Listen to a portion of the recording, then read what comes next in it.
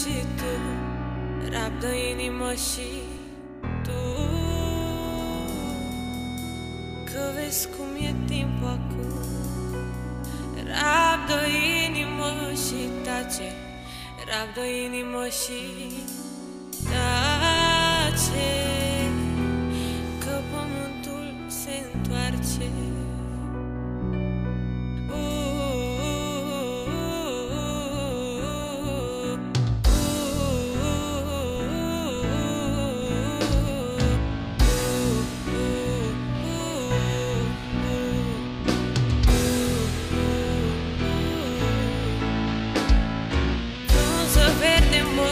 Degeaba noi trecui prin lume, ca pasărea prin pădure. Pasărea mai stă pe o creacă, eu mă duc în lumea întreagă.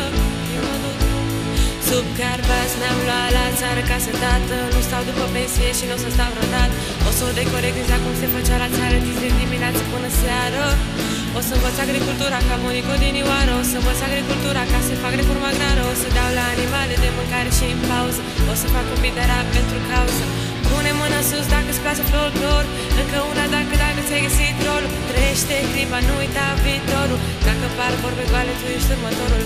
Presiune și responsabilități, fă temele copile cât că mai poți. După 30 să te cimentezi, luptă cu statul să te reinventezi. Frunză verde mărăcine, geaba nu-i trecui prin lume, ca pasărea prin pădure. Pasărea mai stă pe o creacă, eu mă duc în lumea întreagă.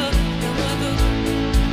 Tradițiile floresc, sunetul învie, era noua muzicală mută și câmpie. Psihologic urec acum battere de muncite și poate să-mi zică mie oricine poate să aminte. N-are ce să facă, n-are ce să spună, fiindcă dau cu pace pentru suflare comun.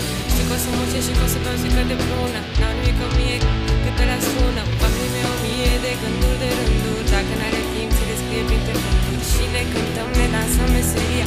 Face și mai mult, dar am rămas fără secunde pe ceas, fără secunde pe ceas. După 30 să te cimentezi, luptă cu statul să te reinventezi. Rabdă inimă și